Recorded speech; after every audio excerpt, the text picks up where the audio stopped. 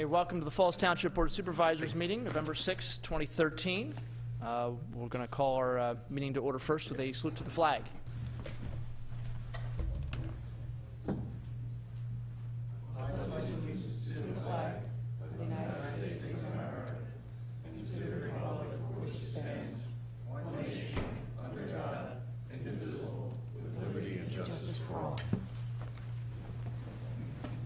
Thank you. Mrs. Pullen, call the roll, please. Mr. Galloway? Here. Mr. Snipes? Here. Mr. Harvey? Here. Mr. Dent? Here. Mr. Rocker? Here. Now we're going to begin with public comment. Mr. Gray is getting the sign-in sheet.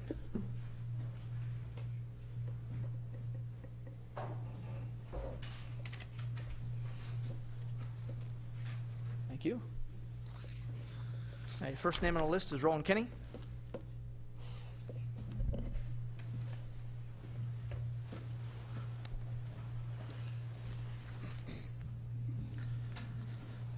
Good evening, gentlemen, ladies, gentlemen.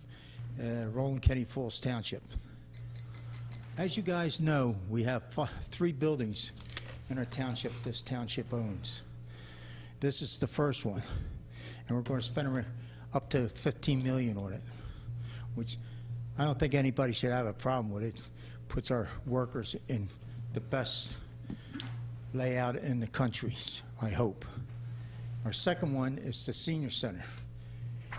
We threw we gave them $1 million over there. I belong to the senior center, did a fantastic job underground, uptown, did a fantastic job. While I was there, we had McElhaney, Senator, we had Fitzpatrick, our congressman, and Mr. Galloway.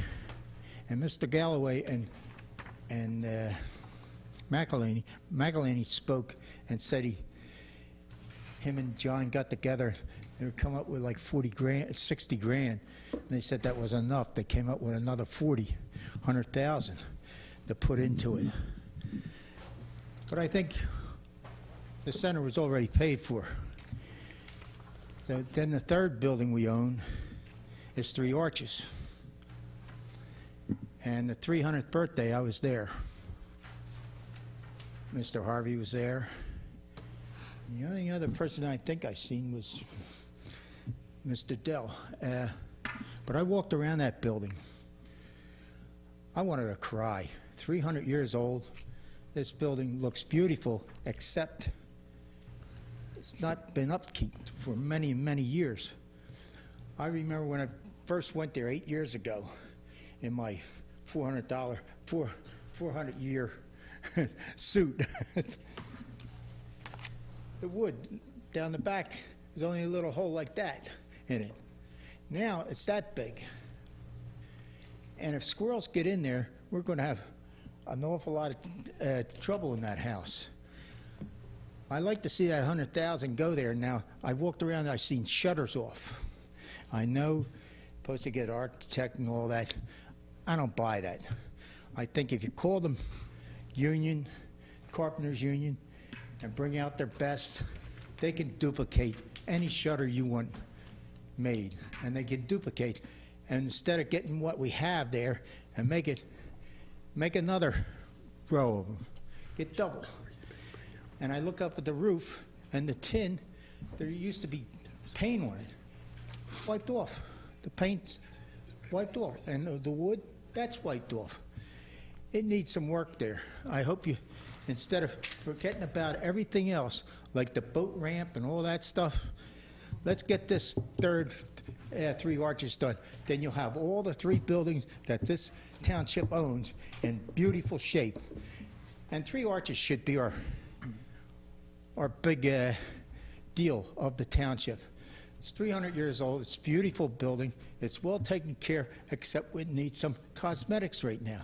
So let's see we do that before we do anything else. Thank you, gentlemen. God bless you and good night. Thank you. There you are, son. Andrew Dell.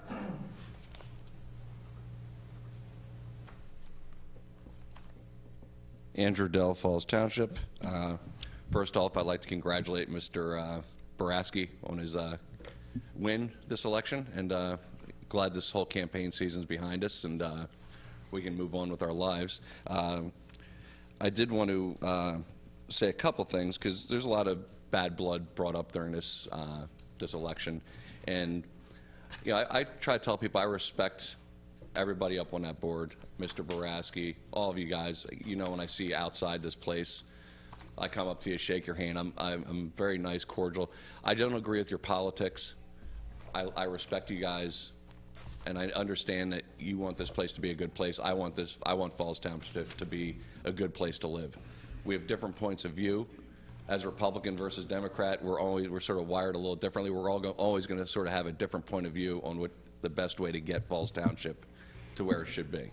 And you know, I just wanted to say that. I mean, like I said, it was an unusual election this year, and you know, the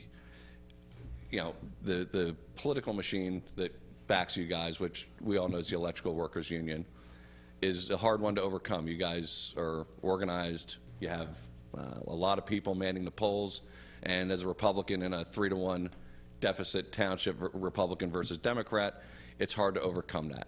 And it's, yeah, I wanted to thank everybody who supported me and came out and helped me and voted for me. And you know, there's always next time. Who knows if I'm going to give it another try? But it's you know, it's a tough nut to crack, and it's a tough nut to overcome the kind of manpower that's available to the opposite side. And I just wanted to thank everybody and wish Jeff all the best of luck. Thank you very much. Jeff Boraski?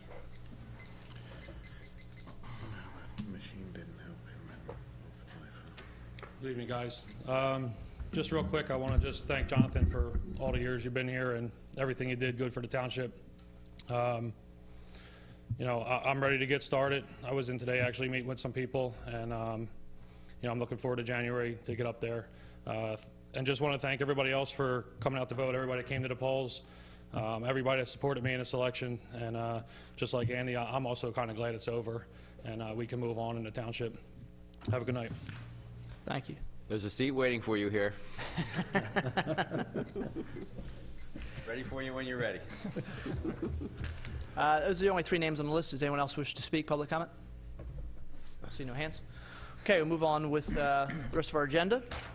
Item number 2 is a certificate of appropriateness for 53 Old Locust Avenue. Mr. Gray? Yes, as mentioned, this is a certificate of appropriateness, 53 Old Locust Avenue in Fallsington, tax map parcel 13-032-044. They are looking to replace rotted cedar siding with cement board above the front porch roof on the front of the house. This has been reviewed and approved by the HARB board. The name of the applicant is Bonnie and Brian Smith. The board is asked to consider this certificate of appropriateness for 53 Old Locust Avenue. Okay. All right. Pretty straightforward, the information we have here. I know Mr. and Mrs. Smith are in the back of the room. I don't know if there's a need to sort of call them up and ask them to go into the details. It's pretty straightforward. I know the property, you know, I've walked past the property hundreds of times going back and forth up to the school with my kids or walking the dog or things, so I'm very familiar with the house, and it's really, it's a neat structure. It's a beautiful home. So I don't know if there's any comments or questions. Not from me. No, gentlemen? No? The basic point is that the siding is being replaced not with cedar but with a cement board that will have a similar look and will have easier upkeep. Right. It sounds fine with me. Okay. And it was approved by the Historic Review Board. Right, yes. Yep.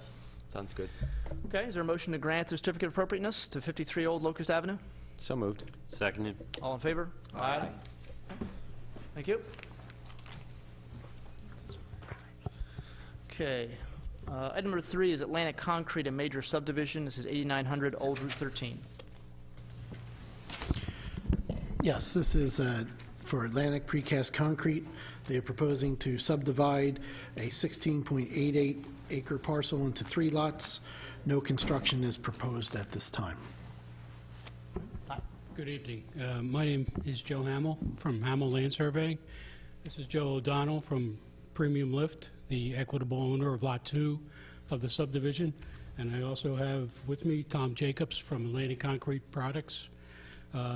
As noted, the applicant is looking to subdivide a 16.88 acre property, tax parcel 134045, which is near the intersection of Old Route 13 and Mill Creek Parkway.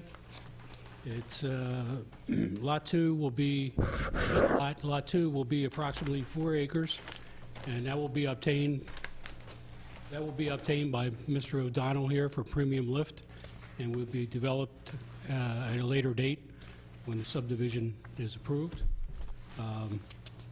The plan date is August 4th, 2013, and it was revised October 10th, 2013.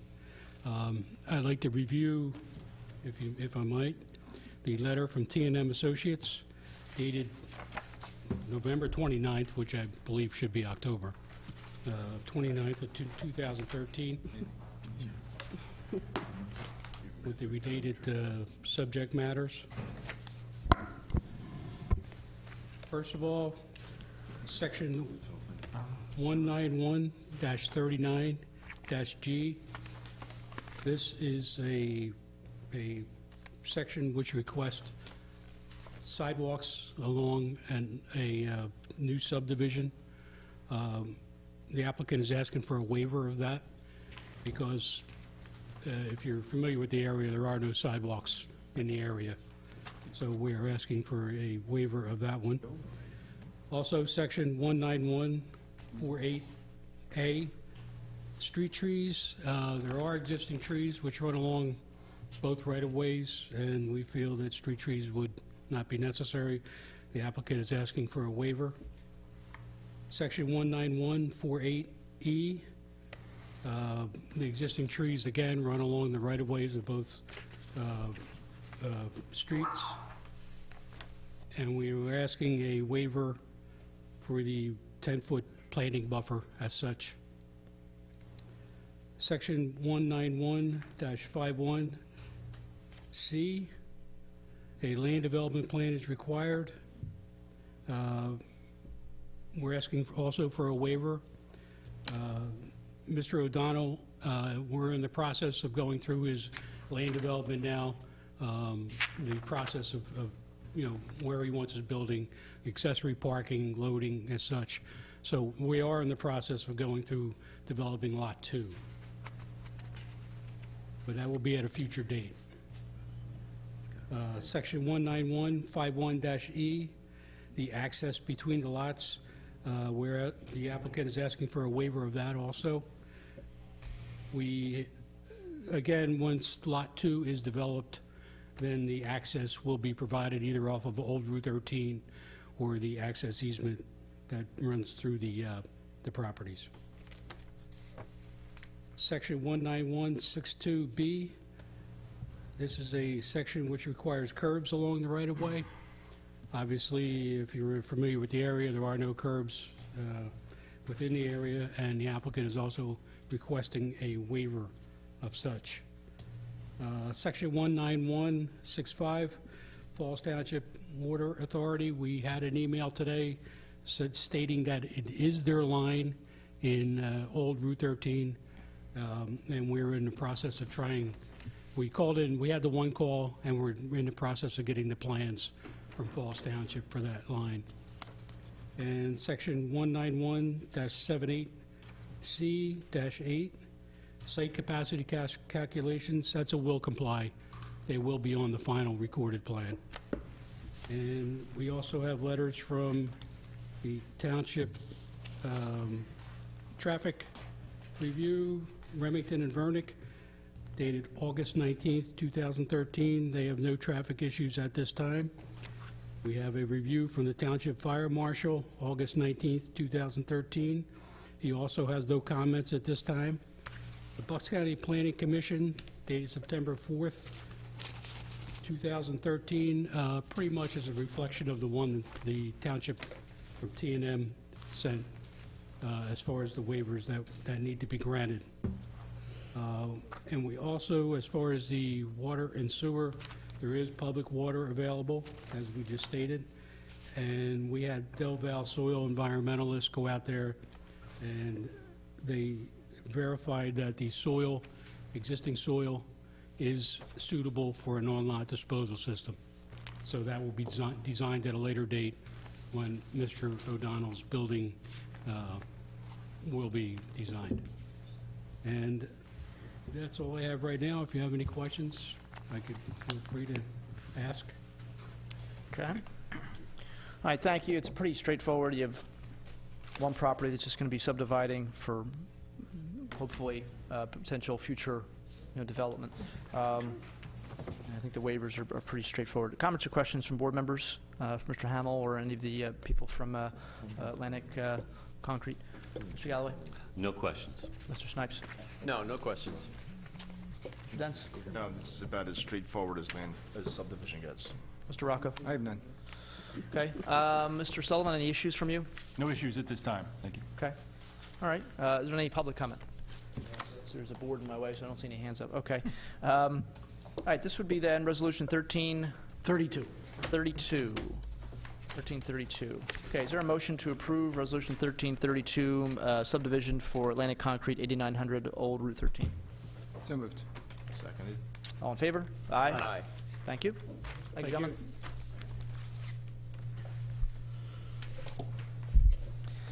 Okay. Next, item 4 is an amended final plan from RST Bucks Group, at 80 MY Lane.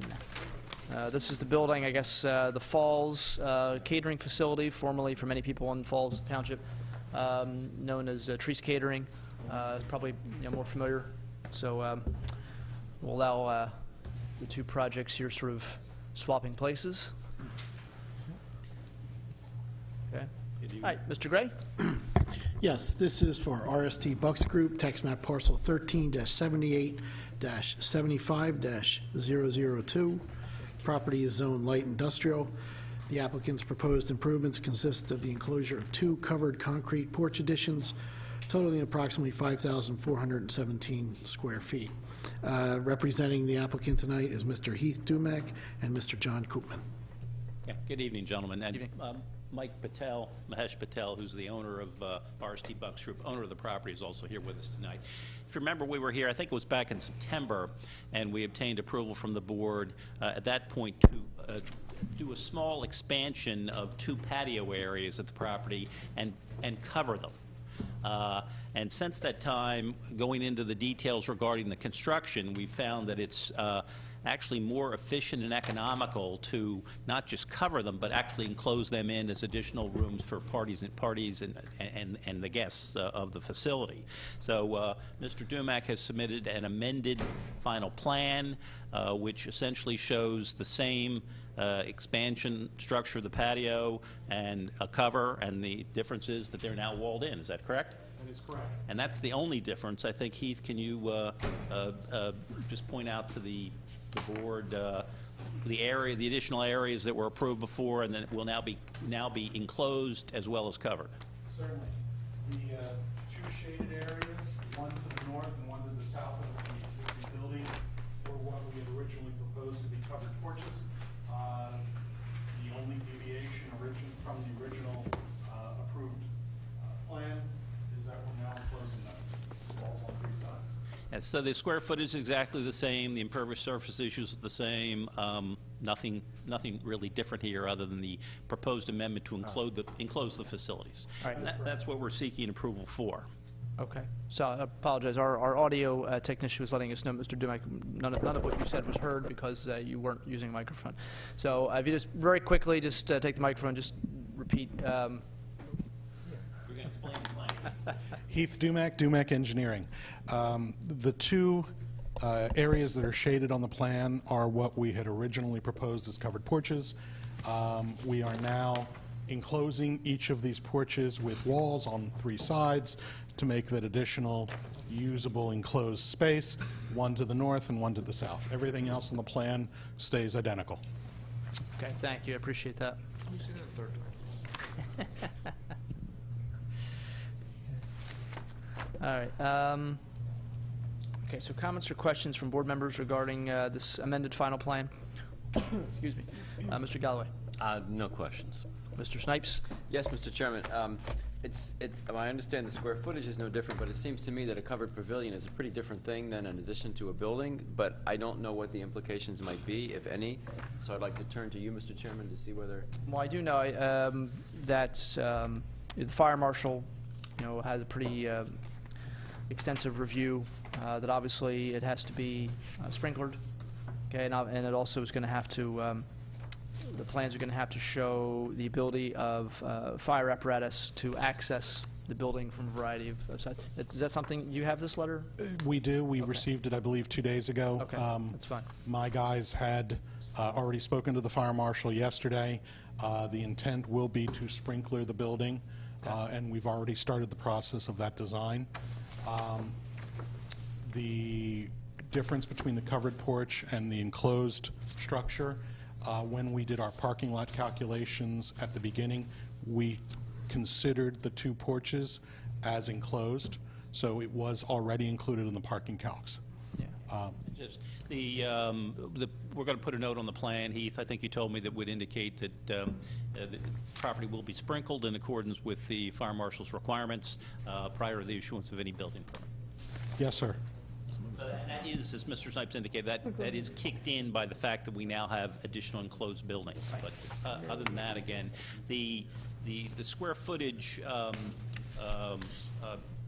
again, and I don't think there's any legal, in terms of your subdivision and land development ordinance, I don't know that there's any legal or ordinance requirement differences between the approval we had before for the covered porches and the enclosed building at this point in time. And I think that's reflected on the review letter from T&M. I think there's only, which are all comply items, by the way. Okay. All right, thank you. All right, any other questions, Mr. Snipes? No, I guess not at this time. Okay. Mr. Dents? No, I have none. Mr. Rocco? Yes, so are the walls already built? Absolutely not. Absolutely not. We are in the process of developing the building permit plans now. Okay, so I was just curious how you've come in front of us, was it 2 months ago, 3 months? I think it was in September, Mr. Rocco. September. What changed for you to decide to close it in? Because we had given you final at that meeting. Correct. Once we got the structural design for 2 large covered patios, it became obvious that the steel structure supporting the roof was cost prohibitive. It's actually substantially cheaper to enclose it and have stud walls running the perimeter than it is to do open steel structure, because that span is approximately 65 feet, Okay, which means heavy steel. fair enough. That's all I had. Okay. Thank you. All right.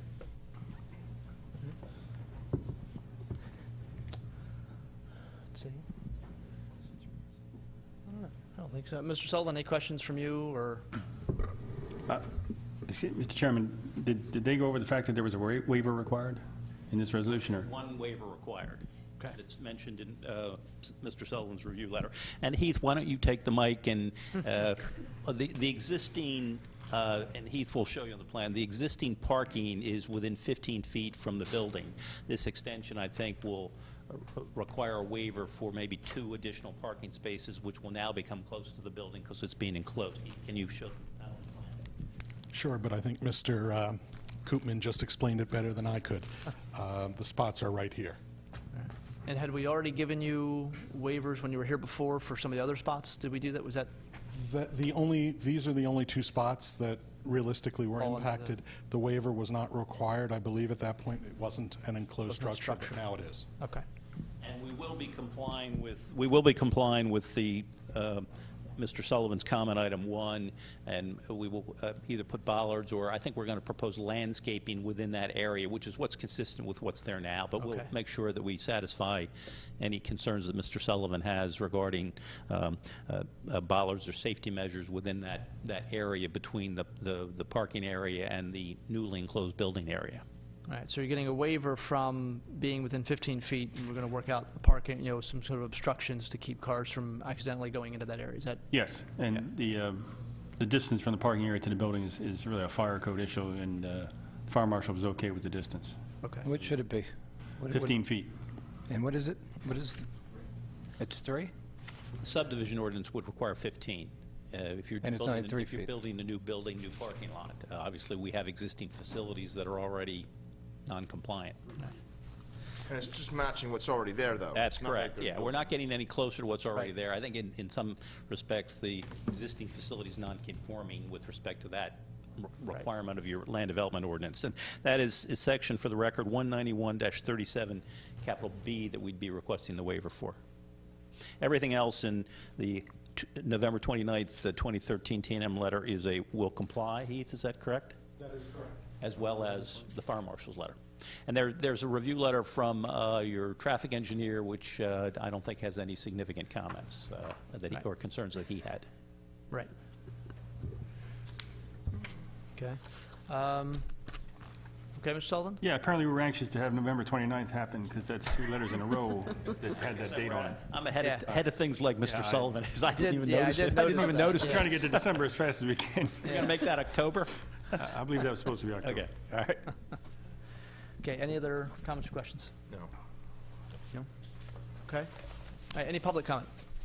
See no hands. All right, this would be Resolution 1333. 33. Okay, so this would be an amended final plan for RST Bucks Group 80 My Lane. Is there a motion to approve the resolution 13-33? So moved. Seconded. Motion made and seconded. All in favor? Aye. Okay, thank you very much. Yeah, Thank you, thank you, gentlemen. Okay, item 5 is consider authorizing notice of intent to award bid for a fishing pier at the Falls Township Community Park Lake. This was something I remember actually Jim Prokopiak, when he was on the board, bringing this up several years ago. The idea of having something there for people when they're putting a boat in. Right now at the community park, there is nothing to tie your boat off to. So if you're putting your boat in by yourself, it's a little bit difficult. Also, if you're trying to get in the boat, especially, I think Mr. Dents was saying he saw, was it today or yesterday? People. Yeah, the other day I saw a guy had to actually walk into the water. Yeah. With his pants rolled up. It's not good. Yeah, and it's chilly this time of year. So, we had these bids coming in last month. There was sort of a question about the low bidder with regards to the subcontractor they were going to use to drive in the piers, and so we wanted to hold off. We tabled it. Mr. Gray, why don't you go ahead and, I guess, go through this. I think some of the board members feel that it might just be better to kind of reject the bids, but I'll let Mr. Gray go ahead and go through explaining what the bids are, what they came in. T&M has reviewed the bids submitted to Falls Township, publicly opened on October 11, 2013. 4 bids were received. The bidders were, and the base bid, ABC Construction Company, $107,989.88. Eastern Earth Movers LLC, $173,820. PKF Mark III, $174,994. And Loftus Construction, $202,202. All right, thank you. Mr. Sullivan, just, you're working on this, and we've been talking about it for, I guess, most of the year. The bids came in higher than we expected. What's, I guess, thoughts you might have as to why that is, or? Well, they came in a little bit higher than expected. Our first estimate of $60,000 was based on complete pressure-treated wood, which is a very reasonably priced item. We changed the scope to use Trex decking, which is a composite, basically plastic kind of decking that should last a lot longer than pressure-treated wood. You wouldn't have any splinters and things like that. So we figured somewhere around $90,000 to $100,000. The bid from ABC of $107,000 includes a contingency of about $9,000, so they came in just about under $100,000 on the base bid. And that's kind of where we are right now. Okay.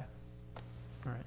I know there was an issue with, we talked about, with finding a company that could drive in, the piles for this. It's one of the theories, I don't know, I forget who brought it up. Somebody brought it up, it wasn't me. But that it could be because of Hurricane Sandy and the boardwalk, that anybody who's any good or makes any kind of living driving piles is doing that either in Long Island or New Jersey, yeah. Yeah. making enough money to put their kids through Harvard.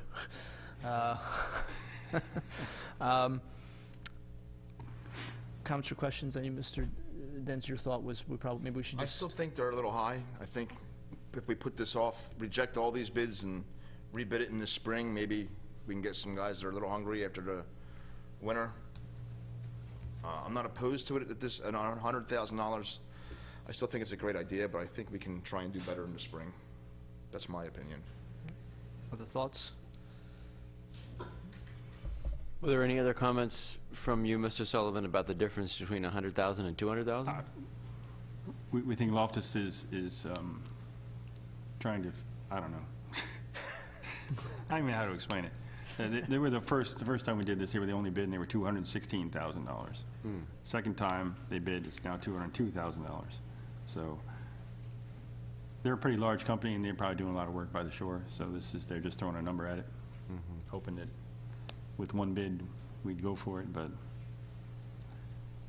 the other ones are just, Eastern Earth Movers is a smaller company that's just trying to get started, so they're probably a little nervous about this, and I'm not familiar with PKF Mark III at all. One of the other things we're thinking about doing is perhaps getting a prefab decking system. We've talked to the guy who built the boat ramp and see if he could do something better. We can get piles driven by somebody and then have him drop a deck on it.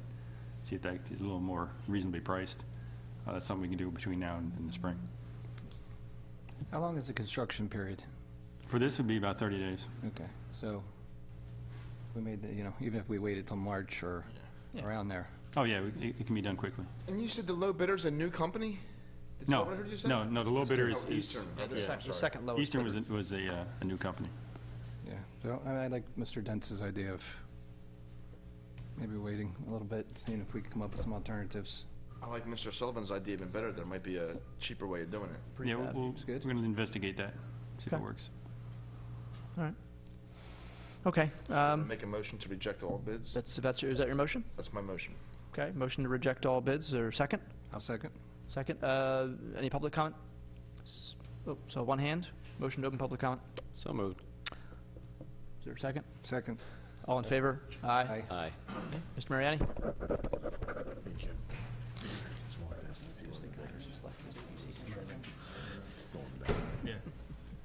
Concerning this fishing pier, how many Falls residents do you estimate are going to use this fishing pier? We have no idea. You have no idea. There are people that use that lake all the time for putting boats in, kayaks in, fishing. There's no way of knowing how many people. We don't require a permit, I don't think, anymore to have a boat No. to use down there, so we don't keep track of it. We Okay. did get a lot of feedback from fishermen that were interested in it. So as for boaters, I don't know. All right, so we really don't have an estimate. We have no idea. So then why would we consider spending what's going to wound up being over $150,000 when you're done for a fishing pier? We don't know the estimate of need or the probable use. So there are, and I'm going to repeat it again, there are 30 fishing lakes in Bucks County alone. I've said that a dozen times. How many fishing piers do we need in Falls Township? Now, there's no doubt that this board is determined to pursue the Biles Island, which is a multi-million-dollar project.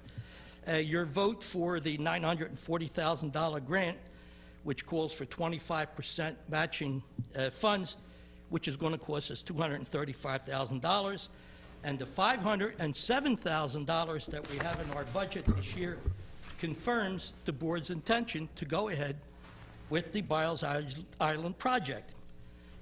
The project itself calls for an additional 2 fishing piers.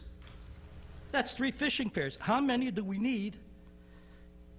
Fishing piers do we need in Falls Township? We don't know how many people are going to use one.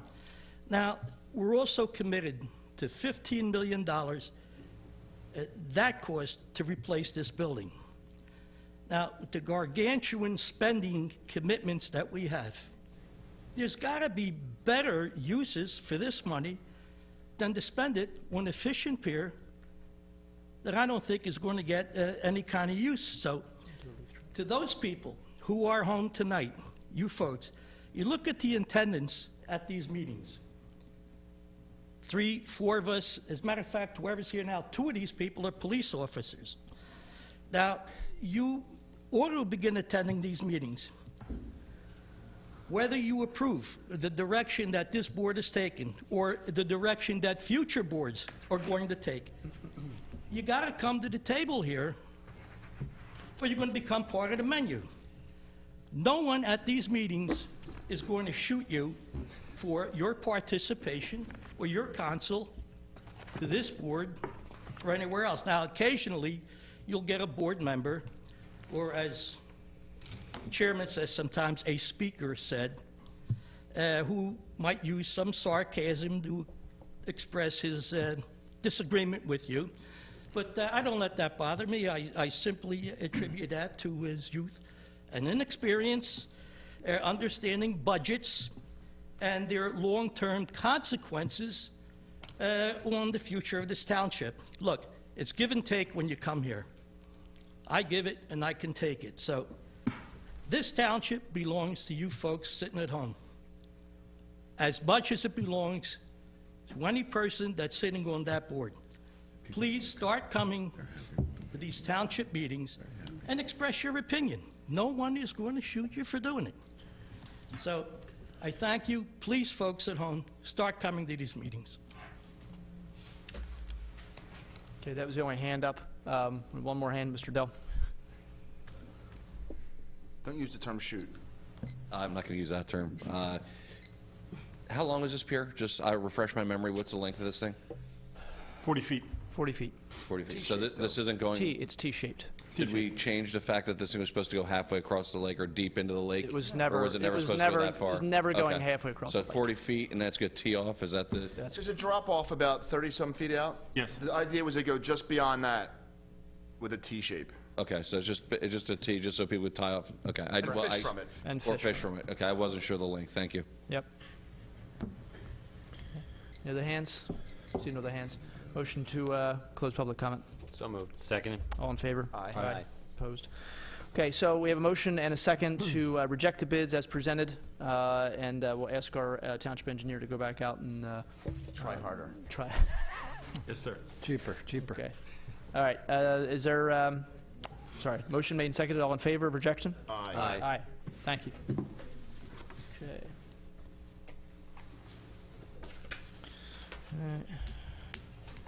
Okay, item number 6 is consider authorizing advertisement for adopting Chapter 199, which is township-owned property.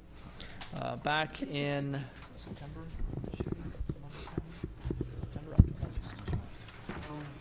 Back in the summertime, just a few months ago, there was a tragic incident in Monroe County, I believe it was, where an individual walked into a meeting room like this one during a meeting, or before me, I guess it was, and began shooting at people, elected officials, people in the audience. Multiple people were killed. It was a sort of a tragic reminder of how violence can come very close to home, and certainly it had an effect on us concerning us here in the township. With the gun violence we've seen sort of seems to be increasing over the past few years, the multiple casualty kind of incidents that we see. The township has been taking a look at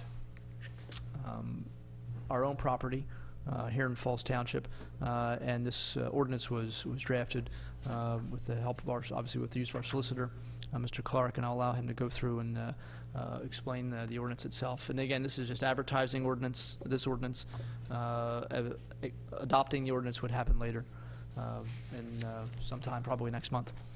Mr. Clark.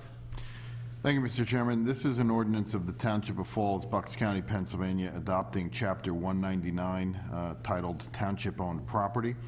Essentially, this ordinance, the Board of Supervisors has determined that Chapter 99, Township-Owned Property, should be adopted for the health, welfare, and safety of the residents of Falls Township. This ordinance will make it unlawful for any person to possess, carry, utilize, bear, or otherwise cause to be present any firearm on, in, within, or on any property owned by Falls Township, including but not limited to the Township Municipal Complex, which we're in right now, the Township Community Park, Quaker Penn Park, the Pinewood Pool, and any other Township-owned property. The ordinance will provide that if you are at any of those facilities, you can leave the firearm in a locked vehicle within your locked vehicle on the township property and not be in violation of the ordinance. And it also shall not apply to police officers, constables, fire police officers, peace officers, detectives, or other bona fide members of law enforcement, so long as the individual is currently employed by a recognized law enforcement agency, is not currently suspended from active duty for any reason, and maintains any necessary permits or licenses related to the firearm.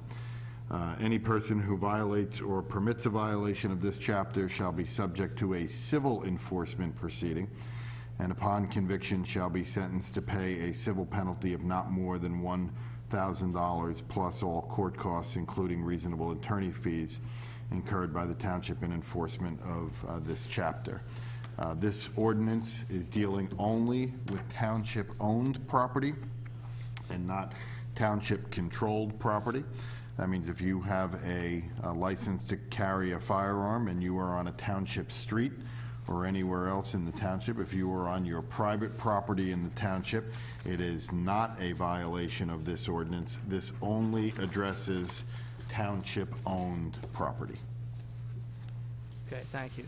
And I think obviously it's something that, you know, we've been talking about amongst ourselves and with our solicitor about an ordinance like this. There are similar ones throughout the country and the Commonwealth. And I think the point Mr. Clark just made is a good one. We know there are conspiracy theories out in our country about you know, government coming to your house and breaking down the door and stealing all your guns. That is obviously not what this is looking at. This is looking at places like this building, places like the Pinewood Pool, places like the community park, where having someone walk in here with a weapon, if they're licensed to have it, you know, if they have the right permits, it's irregardless. It doesn't necessarily make the people in this room safer because they walk in with the gun on their hip. And so obviously, seeing as the police department is in this building as well, it clearly is something we would prefer that those kinds of weapons stay out in people's cars, locked somewhere. Likewise, I think that the people that go to Pinewood Pool would not necessarily feel safer if they saw someone coming in, bringing their child to go swimming, and having a gun strapped to their hip. I think that would probably make them a little nervous rather than make them feel safe. And that's something that we're looking to do with this. I'll open up for board comment, and then we'll open up for public comment as well. And again, this is only authorizing advertisement. Adoption of this would come, as I said, you know, probably sometime next month, I guess. So comments or questions from board members? I think it's just common sense. No one has any business carrying a weapon in here if you don't belong in law enforcement. And again, it's common sense that you can keep it locked up in your car, right on the property. So it's convenient as well. And I recognize the distinction between township-controlled property and township-owned property. So I think it does the job that we wanted to do. Thank you. Yes, I guess a question for Mr. Clark, whether this is common in Pennsylvania, these types of laws in other municipalities, townships. How are they dealing it? Is this relatively new since these high-profile multiple shootings, or is this something that's been around for a while? The ban on firearms in parks and in other areas where the public gathers is not all that new. The ban on firearms in municipal buildings and other buildings along those lines is relatively new. I don't think it was something that really was anticipated 20 or 30 years ago as being needed. I think that there has been sort of more of a need with a lot of the, as has been referred to as some of the incidents. In the review that we've done, there are a number of municipalities who have passed these ordinances and who are passing these ordinances. We have tried to craft this in a way that infringes the least amount possible on the rights of gun owners, the rights of lawful gun owners, but also mindful of the fact that we do have the right to control our property. So I think you're going to start seeing these ordinances be a little bit more prevalent moving forward. Yeah, thank you. Okay. Mr. Dents? You already can't bring guns to the police department into the police station, I'm sure, right? I believe that's correct. You pretty much access through this building, so it does make a lot of sense. If say I have a boat and I'm getting ready to go fishing on the river, I assume I can take my gun to the Quaker Pen Park and launch my boat and take it with me? I think once you're out on the river, you're not really on township, Right. on township-owned property anymore. So, All right. Other than that, I have nothing. And this is a civil offense, not a criminal offense. that is correct. The municipalities who have gotten themselves in trouble with these type of ordinances have tried to make the mere possession of a firearm disorderly conduct, which falls under the criminal code. And the courts have said that merely possessing a firearm does not create a disorderly situation. That's why we have done this as a civil penalty and not a criminal penalty. Right, and civil means pay a fine? Pay a fine. Okay. So we're advertising tonight. How quickly, what is our process? I'm still not clear on the process for when we can adopt it. Excuse me, how many days would it be advertised? It has to be advertised twice in a newspaper of general circulation. We can, I believe, depending on when we're able to get this in, we might be able to have this for our meeting on the 19th, but it may be the first meeting in December. Okay. That's all I had. Okay. And I think the question Mr. Rocco raised was a good one. I had forgotten to point that out, so thanks. But the process would be if, someone who comes in, let's say to this building, say they want to, file a permit to, put an addition on their house, but they're carrying a weapon, you can open carry in Pennsylvania. Would be asked simply to take the, weapon out, leave it in their car, and then come back in to file the permit, let's say for an addition they're putting on or a new roof or whatever they're doing. That's essentially, where this would be heading. And then resisting sort of that request from the police, could lead to, other kind of action. But, essentially, this is not a situation where if you're seen, coming into the township park, or you're seen, as Mr. Dents brought up a good point, you're sort of, putting a gun into a boat because you're going to launch the boat out. You're not going to be arrested, obviously, and you're not going to have the gun confiscated, obviously. And it's, so I want to make sure, and I think all of us do, that it's very clear what we're attempting to do here. There are places where people gather, where you have kids playing, you've got kids swimming, you've got, soccer games and baseball games, and people who are coming in here to do business, whether it's on this side of the building or upstairs or, in the police department, or paying their taxes. And, the presence of guns often doesn't necessarily mean it's safer. So, either Yeah, we already have similar things with weapons near school properties, right? Right. So, why would you need to carry a gun on a playground? Right. It's no business being there. Okay. All right. Okay. We're only authorizing advertisement. I don't know if there's any public comment at this time. Okay. All right, so then this would be requesting a motion to just authorize advertising of adopting Chapter 199. So moved. Seconded. Okay, all in favor? Aye. Aye. Okay. All right. All right, item 7 is consider purchase of vehicles for the police department. Mr. Gray? Township received a memo from Chief Wilcox regarding the purchase of police vehicles. The police secured 2 price quotes from KME Kovach to purchase an unmarked detective vehicle for $16,664.31 and 2 fully equipped marked patrol vehicles for a total of $76,845.56. This vendor is a CoStarz participant, contract number 13, vendor number 013-005. Funds for this purchase shall be taken from the 2013 police budget. Total cost of all three vehicles is $93,509.87. The board is asked to consider this purchase. In addition, Lieutenant Ward is here to answer any questions the board may have. Good evening. Evening, Lieutenant. So these are replacing vehicles that we're sort of rotating out of service? Traditionally, what we've done over the years is try to buy 5 cars a year. For the past couple of years, we've been behind. We're just trying to keep our heads above water right now. If we try to rotate the cars out at 80,000 miles, once we keep them over 80,000 miles, the maintenance fees just skyrocket. So we're kind of losing money in the end. With this, we will just be where we should be. The 2 new vehicles that we're asking for, marked vehicles, are like an SUV type, and the unmarked car will be for detectives. Our detectives' vehicles are in much worse shape than our patrol cars. We buy them used anyhow.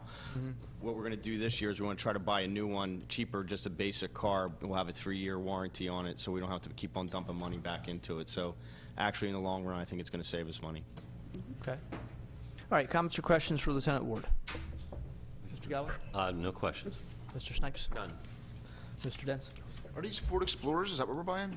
No, they're not Explorers. Basically, what this is it's called a police interceptor, and what they do is it's the same chassis that goes into the smaller Ford it looks like a Ford Contour, but they put an SUV body on top of it, and it gives us more space for prisoners, more space for equipment. We found that the regular sedan is just too small.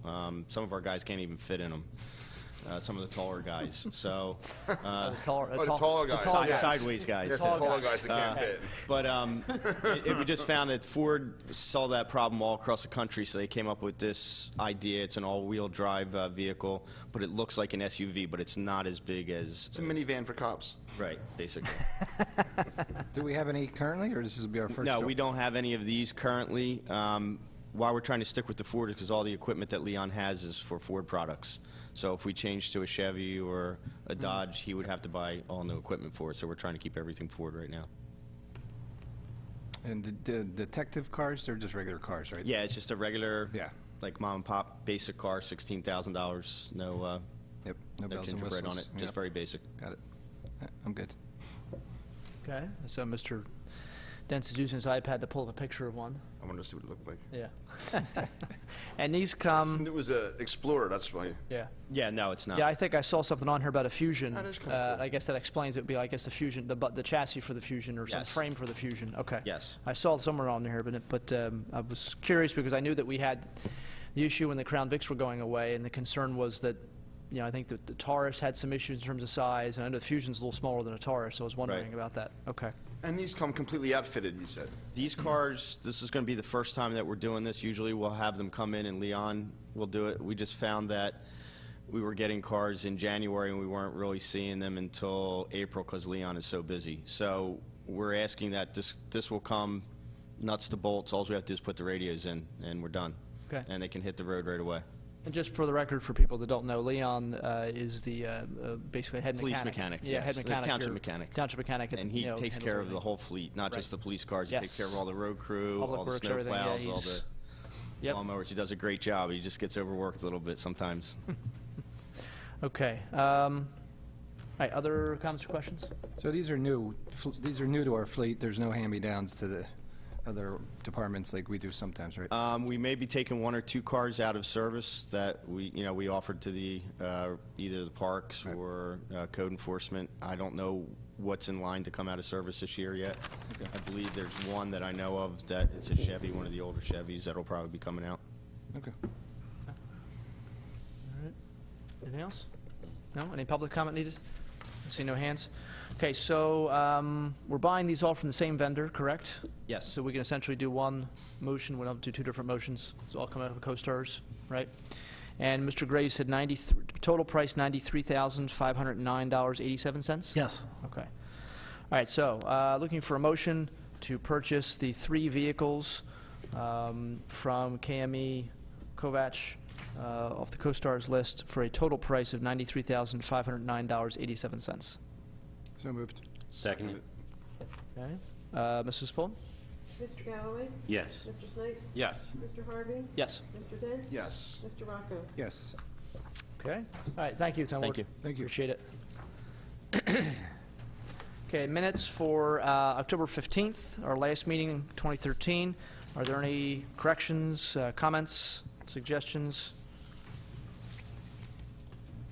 No. No. Everyone's okay? Excellent minutes once again, Mrs. Pullen. Thank you. You have to get used to saying that, Mr. Boraski. Comes with the seat. Yep. That's right, comes with the seat. Okay, is there a motion to approve the minutes as presented October 15th, 2013? So moved. Second. All in favor? Aye. Okay. Executive session, we don't have a need for an executive session. Manager comment, Mr. Gray. Yes, just a few items tonight. The township received a proposal from Joe Guagno at Instrumentation Control and Energy Engineering, dated October 30th, 2013, regarding obtaining price proposals from electric generation and transmission providers for the township. Per the proposal, they will review with us the existing list of township electric service accounts. They will solicit proposals for the township for G&T providers that have firm electric generating assets. The proposal will request pricing provided for durations of both 2 and 3 years. G&T are generally only valid for a few hours after they are issued, usually until late afternoon on the date of that particular day it was issued. They are estimating total work for this proposal 20 to 40 hours with a rate cap of $4,200. As a comparison, we used this firm several years ago. The board approved $4,000 in 2010. Total cost was $2,942. The board is asked to consider this proposal from Instrumentation Control and Energy Engineering. Okay. Yeah, 2 years ago this was done. Board members might remember essentially hiring a firm that shops around for low energy prices. Again, in 2011. He needed a translation. I said, Okay. translate. I looked at Mr. Dent, I said, what? Yeah. In 2011, the PICO rate controls came off of electric companies, and so as people know, you can shop for your electricity, and the rates, obviously, there's been all kinds of changes in rates, most of them not in a good direction, and so, but you can, that's one of the things, energy competition was supposed to help with this, and this is an example of it. We can actually shop for electricity for this building. It is a pretty specialized thing. It's not something we can do here. However, we can hire a company like this that will go out and will essentially find the right price. Because of the nature of this work, it's almost like bidding or buying stock or something like that. It's buying a commodity. The prices change minute by minute, hour by hour.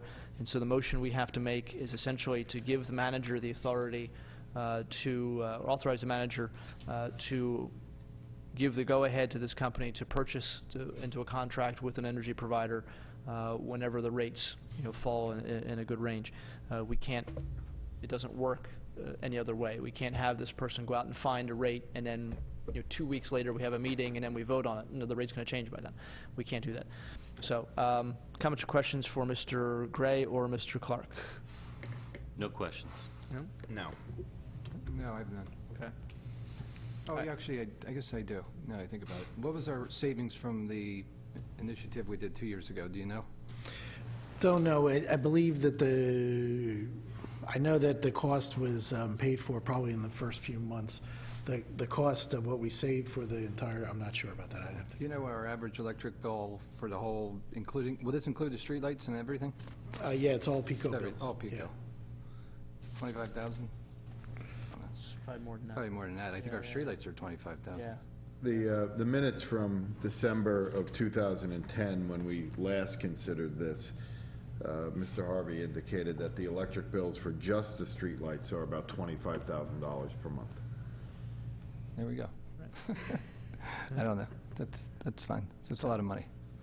Yes, and as I remember this being told to us, and it proved to be accurate, that, you know, the money we spent hiring this company to find it, we actually made back in savings within the first couple months Yeah, of having our rates drop. So, it's a no-brainer. yeah, it is. Mr. Chairman, you need to make two motions. One would be to accept the proposal from ICEE LLC in the amount of not to exceed $4,200. And then the second motion would be to authorize Mr. Gray to accept and execute the best proposal when procured by ICEE LLC. All right. So we'll do this one at a time, as suggested by the solicitor. Is there a motion to approve the agreement with Instrument Control and Energy Engineering LLC in the amount not to exceed $4,200? So moved. Seconded. Mrs. Pullen?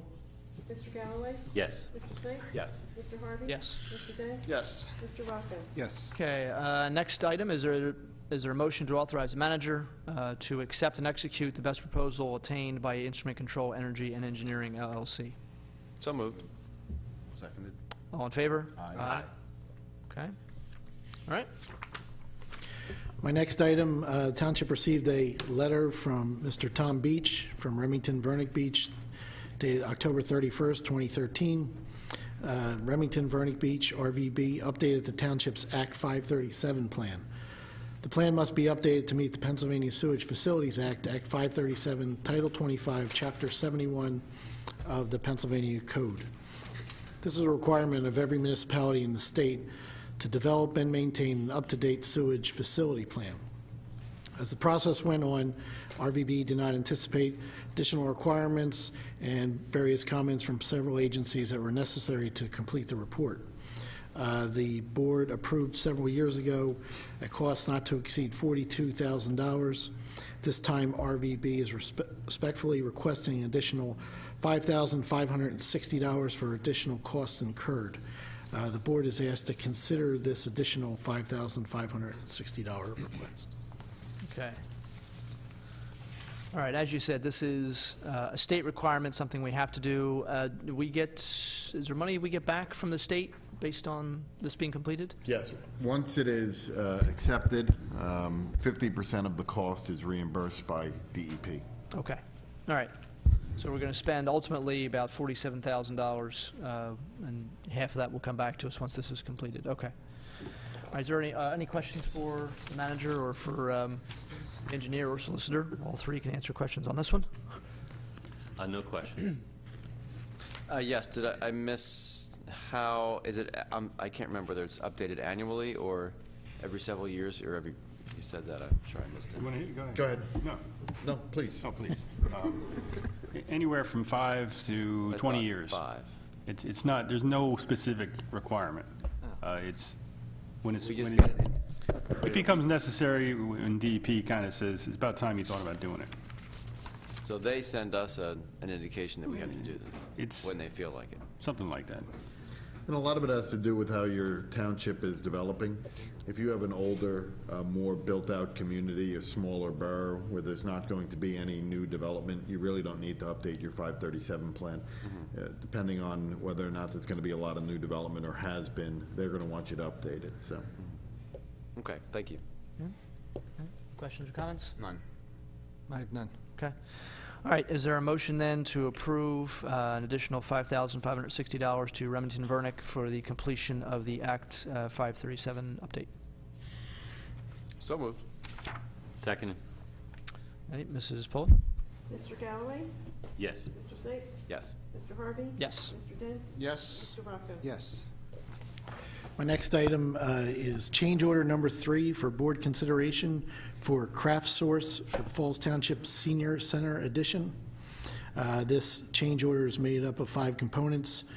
First one is increase the paving thickness to improve pedestrian approach into the addition. Install lighting in addition entrance foyer.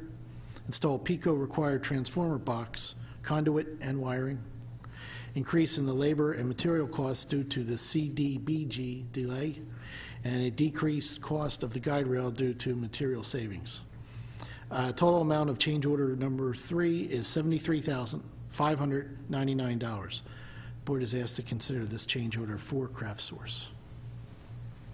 Okay. All right, comments or questions for Mr. Sullivan? We'll start this way. Mr. Rocco? These costs have already been incurred, correct? That is correct.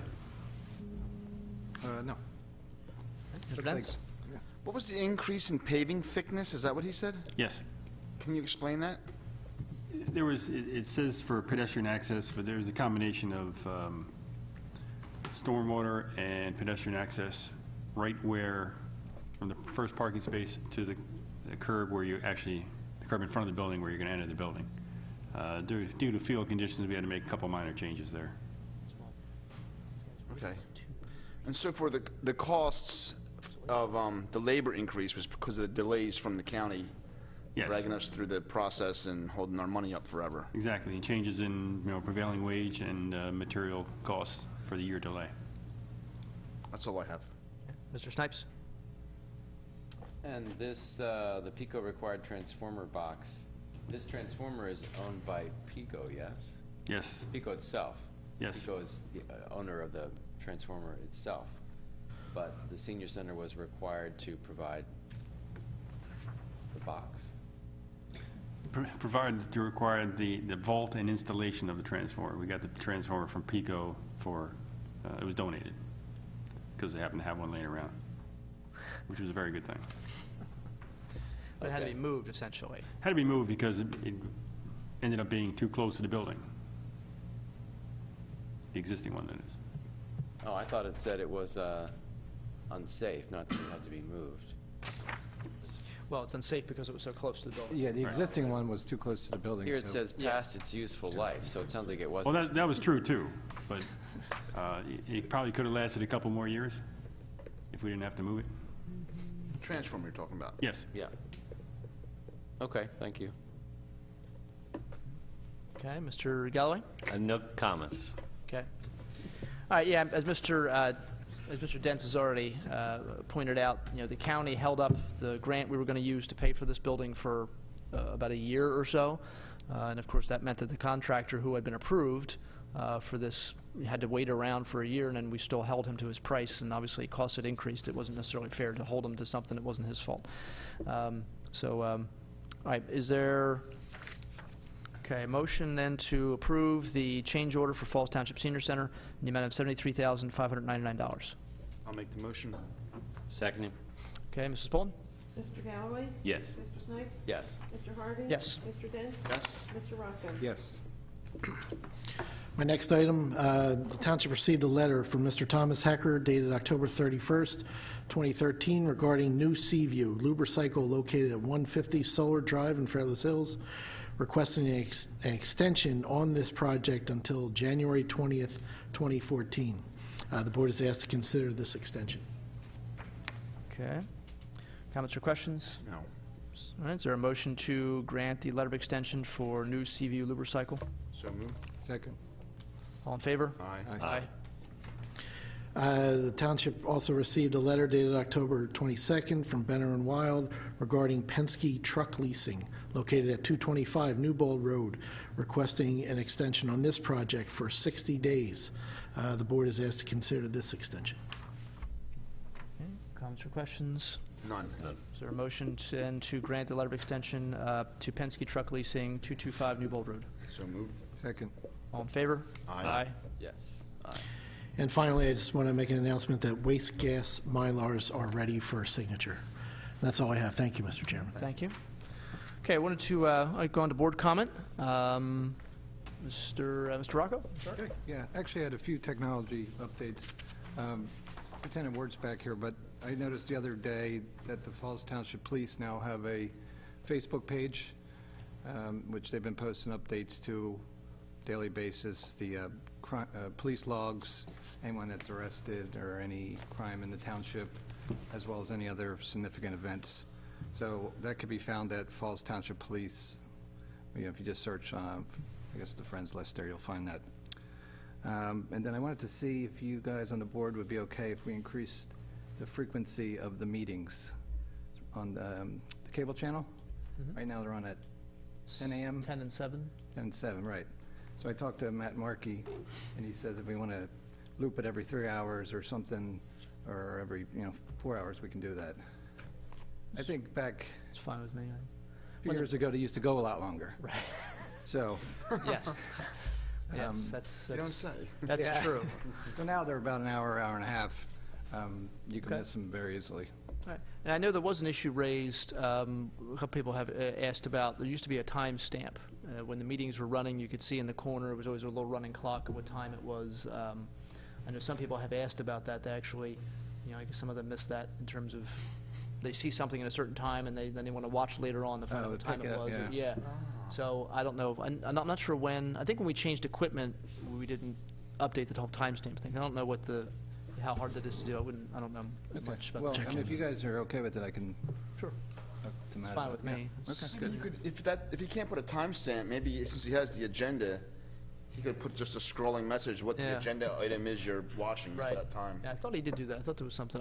To be honest, obviously, Watched it. Yeah, I don't watch it. Yeah, we don't watch the meetings because we're here, so we don't have to necessarily watch them. And it's Yeah. always odd looking at yourself on television, so. And last, I just want to congratulate Jeff Boraski for winning the supervisor seat and Jonathan's seat. So looking forward to working with you for at least 4 years. So, Okay. All right. Mr. Galloway. No comments tonight. Okay. Mr. Snipes. Yes, same to Mr. Boraski for putting yourself out there and agreeing to do this. It's there's a lot of wonderful things that happen and good learning and good service to the community, and also to those folks who ran and did not win.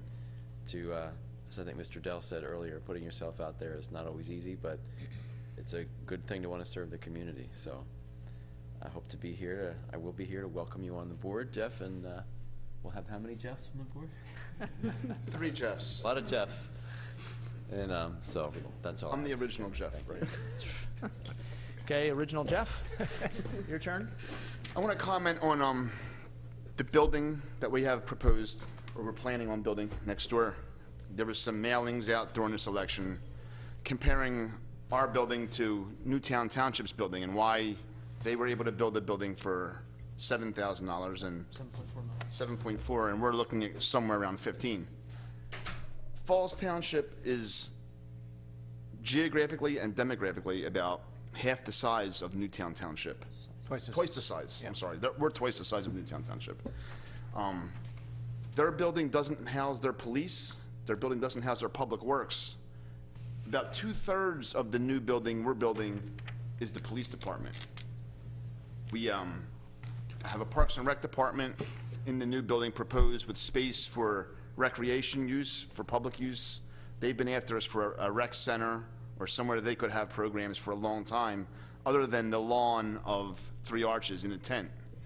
So we took that into consideration. So it's really a perfect example. We're exactly or twice as large as Newtown Township. And talking to people in Newtown, they told us that when they moved in, they were already the building was too small for their needs. They outgrew it. We hopefully don't need too much expansion, but we did take that into consideration as well. So there's a lot of thought and planning going into our new building. And that's all I had. I just wanted to put that out there. No, I think that's important. I mean, obviously, I was going to talk a lot about some of the things that were said in the campaign, and this was certainly one that was said over and over again. A $7.4 million building in Newtown versus the one here, which we're still not even sure of the budget yet. I mean, people are throwing around $15 million. We don't know what the budget is yet. But even if it were $15 million, the building that we're looking at would actually be cheaper per square foot than the one they built in Newtown, which took them 10 years to build. And as you said, it doesn't house most of their operations. And I had also talked to somebody asking them about the Newtown building, and they said, well, the building, they were complaining about being too small the day they moved in. So you heard the same thing. It just, but that's... Yeah, like I said, most of our building is the police department. Right.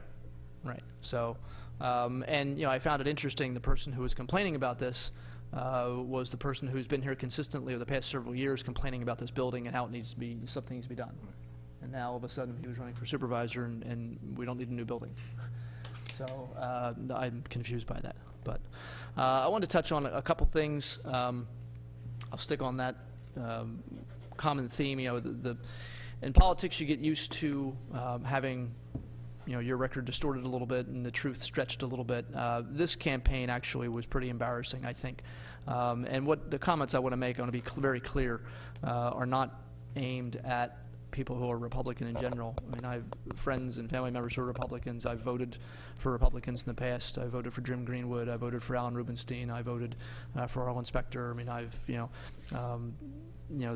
think, definitely there are people who are probably, I think, even Republicans who are upset with, what's happened to the Republican Party. And here in Falls Township, it sort of has followed the lead of some of the nonsense you see at the national level.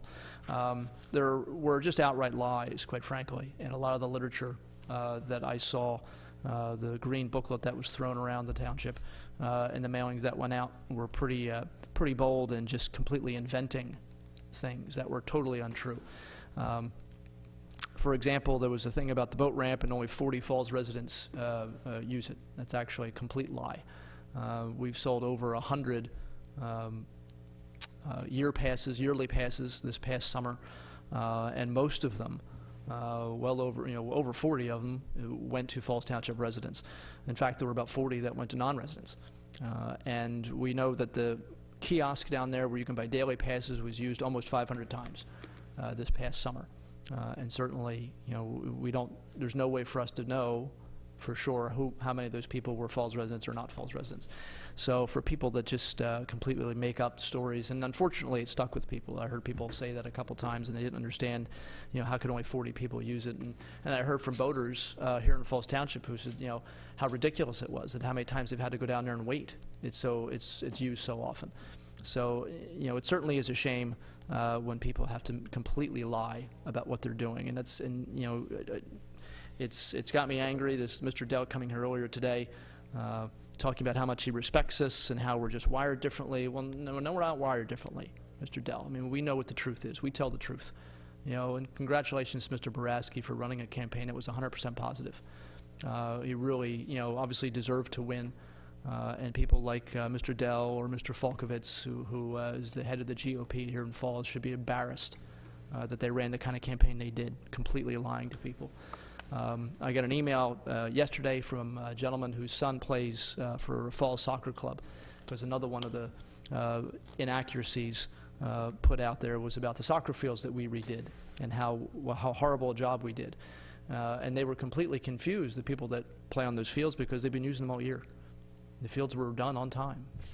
In fact, there are people that come from other parts of the county to play soccer who want to know, how did you get your township to build fields this nice? They're some of the nicest grass fields in the entire county. But to read and they're used by hundreds of kids literally, every week you have games there almost nonstop on Saturdays and Sundays. But to read the literature put out by the other side, you'd think that they were awful things. And in fact, they were done exactly 100% correct. And quite frankly, it's also an insult to people like Mr. Sullivan and his staff, who went through and did the work and got it done, and did it the way they knew it should be done. And congratulations to them. And finally, of course, the sidewalk, supposedly a sidewalk to nowhere, which was going to cost $1 million. Another lie, quite frankly. The only number we ever looked at to be $1 million was about 7 years ago, I think, when the original plan was done. And they were talking about building, the company pitched, or the engineering firm said we could build an 8-foot wide sidewalk on both sides of the road from St. Joseph the Worker all the way up to Penn Valley Hood Boulevard, ripping out telephone poles and moving utilities and changing sewer, into water intakes and things. And that was going to cost almost $1 million. And we immediately said then that there was no way we'd build anything like that. And we've said that repeatedly.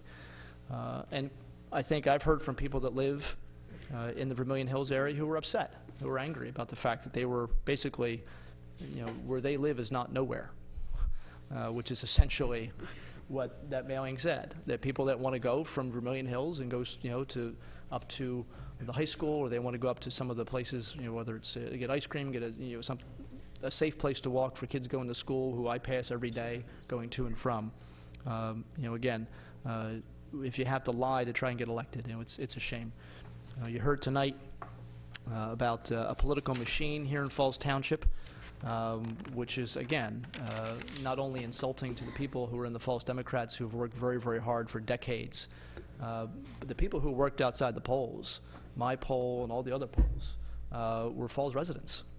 I was working the poll virtually the whole day. You know, Mr. Snipes' wife was working there. Mr. Rocco was working polls. His wife was working polls. Mr. Boraski's had family members out working the polls, Falls residents, all of them. And so these are people that care about this community and do more, quite frankly, for this community than, you know, some other people who think that they know what's going on. I also thought it was interesting that of all the talk about machines, what was left out was the fact that Mr. Dell's campaign got $11,000 from the state senator who represents this area, who's Republican. And it's interesting that he talks about a machine, and yet he leaves out the fact that we're living in a state that has Republican governor, Republican state senate, and Republican state assembly. The county commissioners are Republican, have been for the better part of a century. All the elected officials at the county level are Republicans, all of them, every single one. All the judges who are elected get elected on the Republican side. You can't win a county election in this county running as a Democrat. The only elected Democrat county level, Diane Marseglia, is there because, you know, essentially state law says that at least one of the commissioners has to be from each party. We live in a county that has 54 municipalities, and of those 54 municipalities, 7 are controlled by Democrats. To my recollection, my quick sort of summary here, 7 out of 54. I know Mr. Dell had the district attorney do a robocall for him, calling people's houses. You know, that's not something that Mr. Boraski had the ability to do, you know, because the district attorney's not a Democrat. So in terms of operating like a machine, you know, it seems like, quite frankly, you know, sour grapes to be complaining about things that, quite frankly, are just completely and totally inaccurate. And I think it's also, you know, it's insulting to the people here that work on this board to be called, you know, puppets and other nonsense. You know, anybody who's seen, you know, gotten a good look at Jeff Boraski is going to be pretty obvious. I'm not going to be able to really pull a whole lot of strings on him. You know, and obviously it's, you know, it's the case with all these gentlemen up here. You know, I'm honored to be sitting in the chairman's seat. It's a seat that they asked me to take, and I'm honored to be here. And I'll, if you know, if they want to have me as chairman, that's fine. If someone else wants to be chairman, you know, I'd be happy to stand aside and let them, you know, let them have the seat, and I'll help them any way I can. But certainly we're up here as equals. We work together. We get along very well, the 5 of us, and I appreciate all the work they do. You know, I'm actually also anxious to get Mr. Boraski up here, and you know, I know he's anxious to be up here and get to work. So, the last couple of things, yeah. Pushing me out. Pushing me out already. Yeah. Lastly, I just want to point out the Falls Township did a gun buyback a few weeks ago, where we offered money to Falls residents who wanted to come in and turn in you know, weapons they did not want anymore. We felt that was something we wanted to do to provide a safer environment, a safe place for someone to come and turn those weapons in. The township spent about $2,200 to purchase guns back. Of that $2,200, I want to remind people that 1,000 of that was actually donated by a local business to help us offset the cost. So about half of the money used to purchase the weapons was not even Falls Township money. And it got a little over 60 weapons off the street. Okay, and that you know, was a very successful effort, I think. You know, it's 60 weapons is of varying types, or 60 weapons our police don't have to worry about. 60 weapons we don't have to worry about a child finding in a closet somewhere. 60 weapons that won't get stolen and used in a crime when someone breaks into a car or a house or something like that. And so I appreciate the work of the Falls Township Police Department. You know, it was something that went on for months planning this, and appreciate the work of the professionals getting it done as well. So, and lastly, the people who are unsung heroes from yesterday, the election workers, the people inside the buildings, standing at the polls for 13, 14 hours, pretty much trapped there. You know, they can't go home, they can't leave, they're stuck there, and they don't get paid very much. You know, someone calculated it, was saying yesterday, they get less than minimum wage, technically, if you really look at how much they get. But they do it because they love their community, and we obviously couldn't do it without them.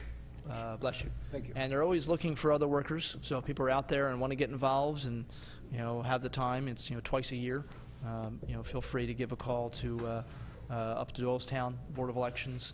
would be looking for people or even calling, one of us, we could put you in touch. No matter what party you are, we can put you in touch with the right people to help you do that. So, Mr. Chairman, can I Yes, ask a sir. question about the election? Sure. When I went to vote, I was asked for ID, which I knew I wasn't required to show, and so Right. I didn't show it. But then I was handed a description of the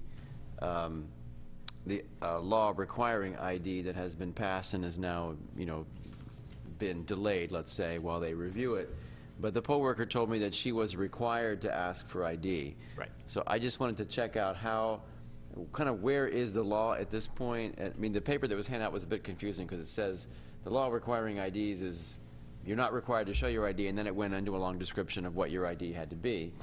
And then the poll worker said she was required to ask for ID even though the law is being delayed. So I don't know if anybody can kind of give a final word on what is required and not required and what poll workers are allowed or required to say. yeah, I'm kind of in the same boat. I know pretty much everything you just said. That's pretty much is my limit to my knowledge. Mr. Clark, do you know anything additional or clarification? The lawsuit challenging voter ID was proceeding and had reached a certain point when the state, through Governor Corbett's office, agreed voluntarily not to attempt to enforce it for this upcoming election.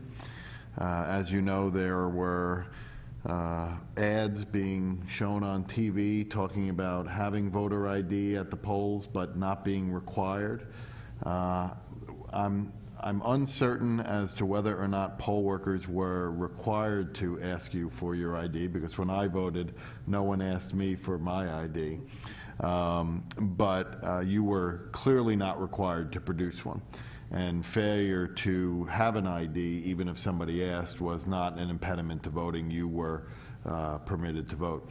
Hopefully this will be cleared up by the May primary next year. But I'm not aware of poll workers being required to ask for ID, but I'm certain that they may have information that I just wasn't aware of. I just knew that you weren't required to produce it. It seems odd that you'd be required to ask people for an ID that they're not required to produce. Right. So I just hope that wasn't going to throw voters off. I know there were judges of elections there who hopefully took care of any kind of confusion that came up, but that didn't seem, I don't know. But as you say, there may be information that we don't have. But why you're required to ask for something you're not required to show seems weird to me. Maybe we can find out more about it so we can let residents know. Yeah, I mean, I'm the same boat. I know the law has changed. It was challenged in court, and I think it's in limbo right now. Last thing, just as you were speaking to Mr. Clark, I'm reminded of a senior citizen who had emailed me today, someone who suffers from breathing difficulties, and wanted me to sort of remind people that burning leaves is illegal. Something that she was seeing around her neighborhood, and someone was burning leaves, and it was affecting her and her ability to breathe, and it was making it difficult for her just to be outside. And so, she wasn't sure if it was still illegal. She thought maybe the law had changed, and obviously, obviously the law, never changed. It is still illegal to burn leaves. If you do see someone, or someone's burning leaves, or you smell it, you can call the code enforcement office here. Or a fire marshal's office, and they can certainly send somebody out. And just a reminder, leaf collection, there are 3 leaf collections. One just passed, but the next leaf collection, I believe, is November 16th, which is a Saturday, and then there's one, I believe, on December 7th as well. So you can put out all the leaves you can rake in containers or bags, and have Waste Management take them away. All right, so with that, I want to thank everybody for their work. And I'll entertain, and also Happy Veterans Day coming up on Monday for all those people that have served America's armed forces in war or peace, living and dead. This is a day to remember them and their sacrifice. So I appreciate all of them. So Happy Veterans Day to everybody. Is there a motion to adjourn? So moved. Yes, at 8:30. All in favor? Aye. Aye.